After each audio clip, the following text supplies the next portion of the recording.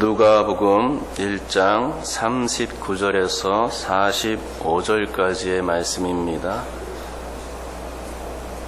39절부터 교독해서 읽도록 하겠습니다. 제가 먼저 읽습니다. 이때에 마리아가 일어나 빨리 산골로 가서 유대 한 동네에 이르러 엘리사벳이 마리아가 문안함을 들으매 아이가 복중에서 뛰노는지라. 엘리사벳이 성령의 충만함을 받아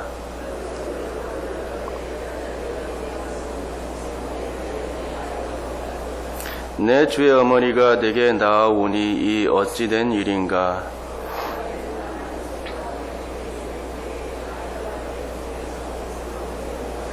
함께 읽겠습니다. 주께서 하신 말씀이 반드시 이루어지리라고 믿은 그 여자에게 복이 있도다. 아멘.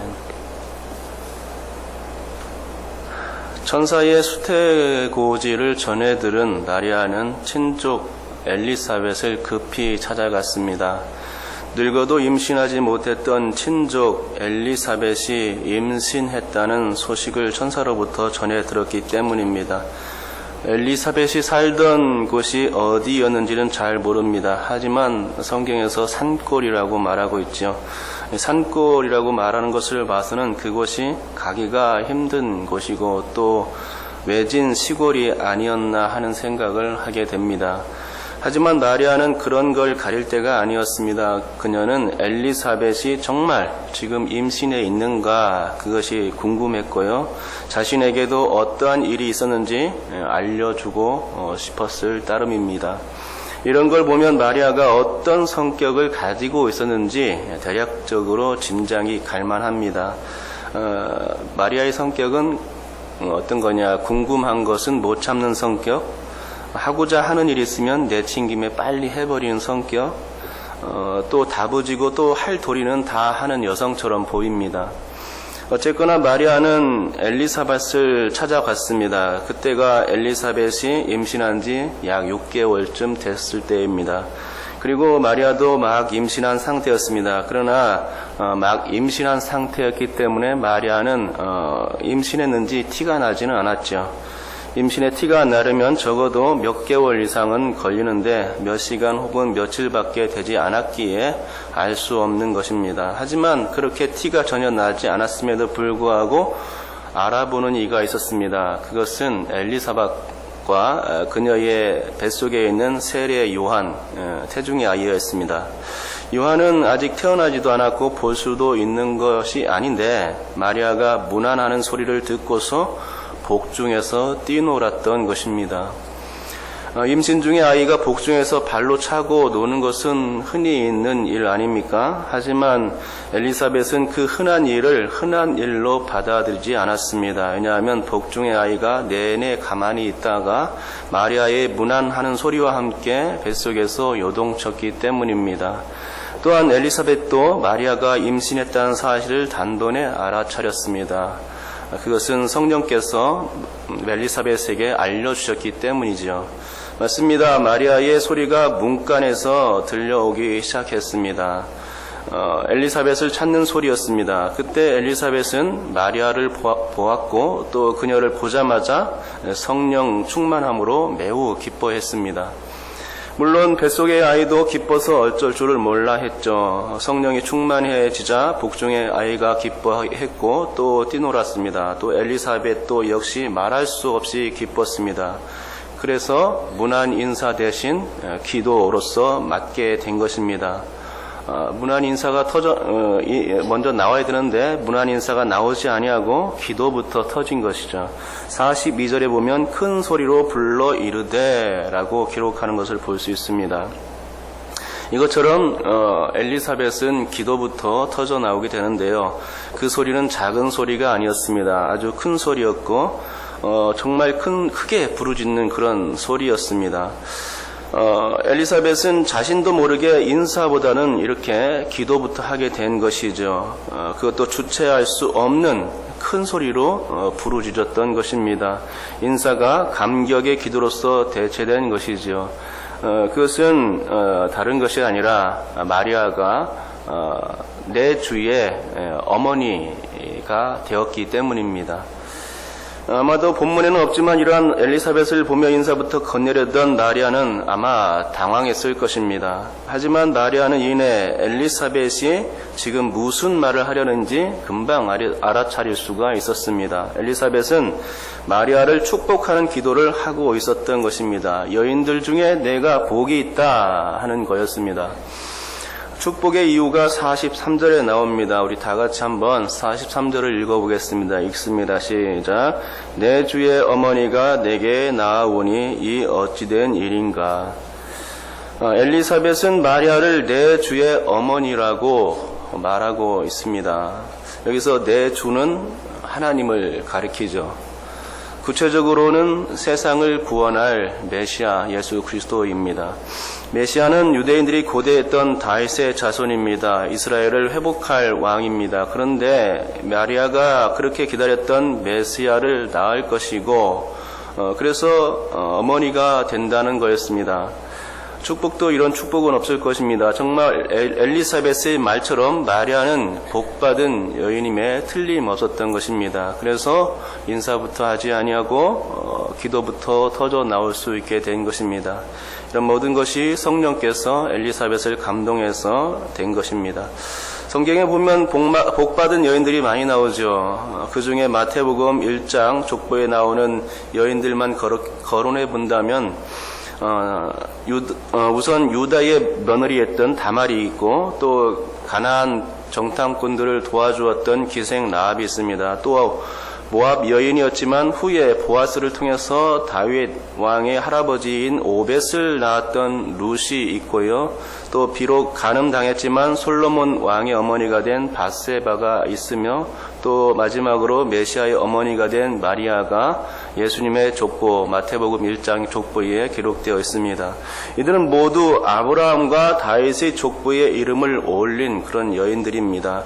그런데 하나같이 비천함 가운데서 복을 받은 여인들입니다.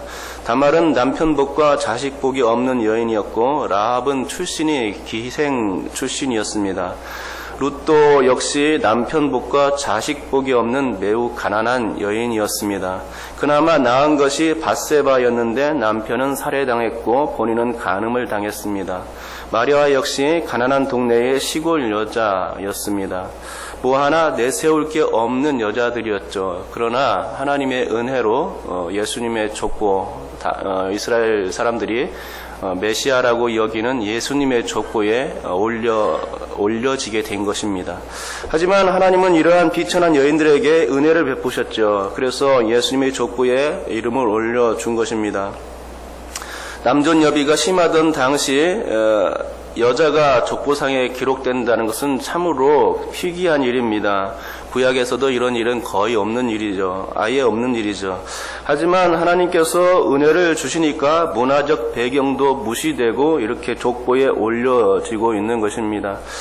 하나님의 축복은 참으로 막을 길이 없습니다. 또 성경에 보면 여자 중에 복이 있다는 말이 이제 3번 나오는데 그 첫 번째가 야엘입니다. 사사기 5장 24절은 이렇게 기록합니다. 겐 사람 헤벨의 아내 야엘은 다른 여인들보다 복을 받을 것이니 장막에 있는 여인들보다 더욱 복을 받을 것이로다. 또 두 번째는 술람미 여인입니다. 술람미 여인이 가상의 인물인지 정말로 솔로몬의 연인이었는지는 확실치 않지만 아무튼 아가서 1장 8절에서는 이렇게 말씀하고 있습니다.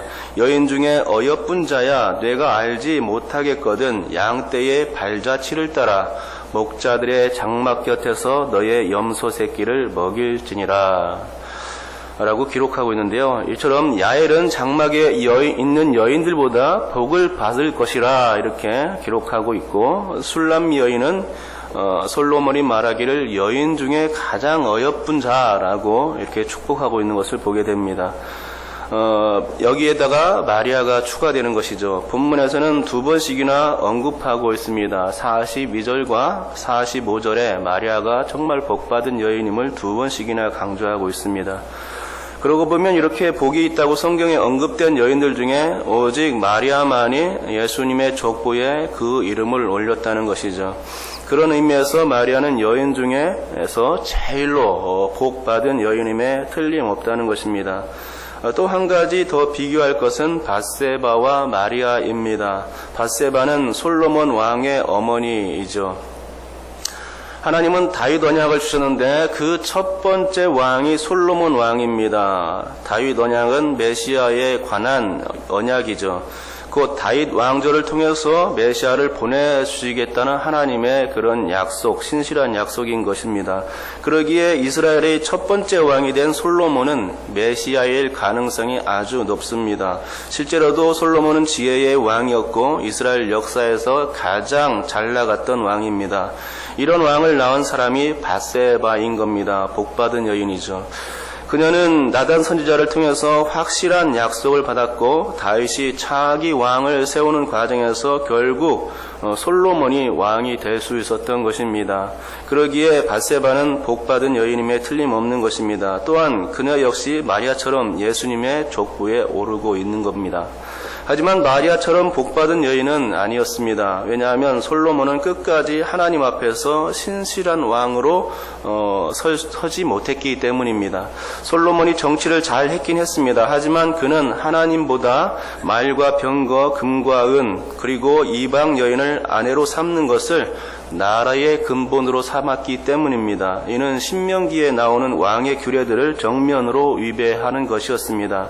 신명기의 왕의 규례들은 말과 병거를 멀리하라, 금과 은을 멀리하라, 이방 여인을 멀리하라 라고 했는데 그것들을 다 정면으로 어겼던 것입니다. 그래서 지혜의 왕이었지만 결코 지혜로운 왕이 될 수 없었고 또 정치 말기에는 레임덕 현상도 있었던 것입니다.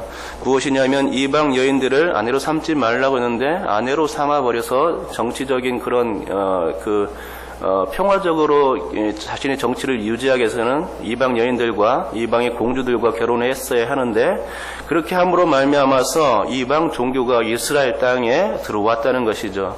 하나 둘씩 이방 여인, 이방 공주들을 통해서 그들이 섬기는 우상들, 신들이 외국의 신들이 하나씩 이스라엘 자국에 들어옴으로 말미암아서 이제 어떻게 되냐? 신정 국가인 이스라엘은 우상의 나라로 좀먹는 이유가 되었다는 것이죠. 또한 성전과 왕궁을 세우고 각종 사당을 짓는 건축에 백성들이 대거 동원되다 보니 백성들의 원망이 자자했던 것입니다. 결국 이런 원인 때문에 그의 사후 이스라엘은 남북으로 갈리게 되는 원인이 되었습니다.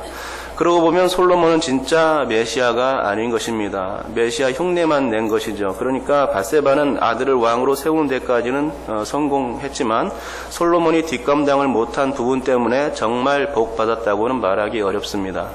하지만 마리아는 그런 면에서 걸릴 게 없는 여인이었습니다. 예수님은 하나님의 아들이자 사람들을 구원할 메시아로서 아주 손색 없는 일을 하셨고 또 일생을 사셨기 때문입니다.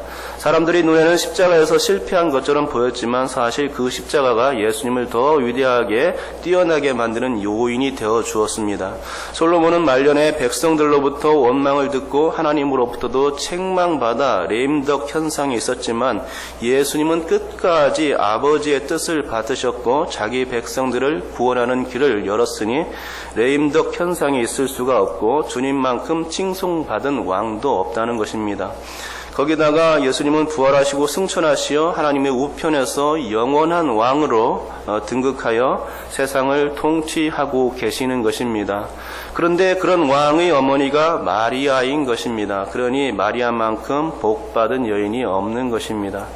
우리가 지금도 그렇긴 하지만 저 천국에 가면 확실히 이제 예수님이 어떤 분이심을 알게 될 것입니다. 우리는 따뜻한 그분의 사랑 때문에 또 따뜻한 그 은혜 때문에 구원받았음을 정말로 저 천국에 가서 실감하게 될 것입니다. 천국에선 오직 성삼위 하나님께만 찬양드리는 그 소리가 가득할 것입니다. 거룩하다 거룩하다 거룩하다 라고 천사들이 찬송하며 모든 구원받은 백성들이 하나님을 향해서 찬송 드리는 것이죠. 눈을 감고 가만히 천국을 그리다 보면 이 소리가 우리의 귓전에 맴도는 것을 느낄 수가 있습니다. 거룩하다 거룩하다 거룩하다. 바로 거룩하신 분이 예수님이신 겁니다. 그렇습니다. 그만큼 우러러 봐야 할 분이 바로 예수님입니다. 그런데 그분의 어머니가 바로 마리아인 것입니다. 우리가 지금은 잘 감이 오지 않아서 모르겠지만 천국에서는 확실히 예수님이 어떤 분이신 것을, 정말로 위대한 분이신 것을 알게 된다는 것이죠. 그런 분의 어머니가 이제 마리아인 것이죠. 비록 그녀가 예수님의 진짜 어머니는 될 수 없겠지만 마리아의 몸에서 주님을 잉태하고 출산했기에 그녀가 육신의 부모인 건 결코 부인할 수 없는 일입니다. 하나님의 전적인 선택에 의해서 마리아는 은혜를 입었고 또 실패하지 않은 왕, 영원한 왕 예수님을 생각할 때에 마리아는 확실히 여인들 중에서 가장 복 받은 여인으로 칭송될 만한 이유가 되는 것입니다. 하지만 여러분, 이렇게 마리아가 예수님의 어머니가 될 수 있었던 것은 오직 은혜였습니다. 그녀가 잘난 데가 있어서가 아닙니다. 그녀밖에 없었기 때문도 아닙니다. 그러기에 은혜를 강조해야지 마리아를 강조해서는 안 됩니다. 천주교는 마리아를 칭송하고 예수님보다 오히려 더 존귀한 존재처럼 떠받드는데 그런 경향이 있는데 이는 다 잘못된 것이죠. 마리아는 사람입니다. 신이 아니죠. 그렇기 때문에 떠받들 이유가 없는 것입니다. 그렇습니다. 마리아가 큰 복을 받은 것은 사실이지만 그 복의 전적인 원천은 어디입니까? 다 하나님에게서부터 흘러나왔다는 것입니다. 그래서 그 모든 영광도 다 하나님께 돌려져야 마땅한 것입니다. 왜냐하면 마리아를 선택한 것이 하나님이시고 마리아에게 메시아가 나을 수 있도록 은혜를 주신 것도 다 하나님의 덕분이기 때문입니다. 그렇기 때문에 마리아를 찬양해서는 아니 되고 마리아가 복받은 여인임은 인정해야 하는 것입니다. 우리도 마찬가지죠. 우리가 은혜를 받았는데 그것은 구원의 은혜입니다. 우리는 구원받을 수 없는 죄의 나락에 떨어져 있던 사람들입니다. 그리고 사탄의 그 소나기에 얽매인 죄의 종이었습니다. 그런데 그런 우리를 구원해 내신 것입니다. 마리아처럼 우리는 형편없는 사람들이었습니다. 쓰레기 같은 사람들이었습니다. 버려질 사람들이었습니다. 그런데 그런 사람들을, 우리같이 못난 사람들을 하나님께서 구해 주신 것입니다. 우리에게 은혜를 베풀어 주신 것입니다. 어쩌면 주님은 우리를 천하보다 귀한 한 영혼으로 여기고 계신지도 모르겠습니다. 마리아에게 은혜를 베풀어 주셨듯이 하나님은 지금 우리에게 은혜를 베풀어 주시고 계신 것입니다. 그 은혜가 우리 마음속에 간직되어 있습니다. 그러기에 우리는 우리가 스스로 구원받은 것이 아니고 하기 때문에 우리의 공로를 전혀 내세워서는 안 되는 것입니다. 오직 그 공로는 누구께 돌려야 되는 것입니까? 우리 하나님께, 오직 우리 나를 구원하신 예수님께 그 모든 공로를 돌려야 되는 것입니다. 마리아를 생각하면서 여러분 나 자신을 한번 생각해 보시기 바랍니다. 마리아는 스스로 비천한 여인이라고 생각했죠. 그런데 나는 어떻습니까? 나는 뛰어난 사람입니까? 뛰어난 사람이 아님을 고백할 수 있을 것입니다. 나는 마리아와 같이 똑같이 비천한 사람이라는 것입니다. 그런데 하나님께서 나에게 특별한 생각이 있었고 나를 작정하셔서 구원을 베푸시는 그런 은혜를, 특별한 은혜를 베풀어 주신 것입니다. 즉 마리아처럼 복이 있는 사람이 된 것이죠. 여러분은 다 한 사람이 다 복받은 사람인 것입니다. 마리아만 뛰어난 사람이 아닌 것이죠. 우리도 하나님의 은혜를 받았고 복받은 사람입니다. 그렇다면 복받은 사람답게 주님께 영광을 돌릴 수 있는 오늘 하루가 되었으면 합니다. 공로를 나 자신에게 돌리지 아니하고 오직 하나님께만 영광을 돌릴 수 있는 귀한 성도님들 다 되시기를 주님의 이름으로 축복합니다.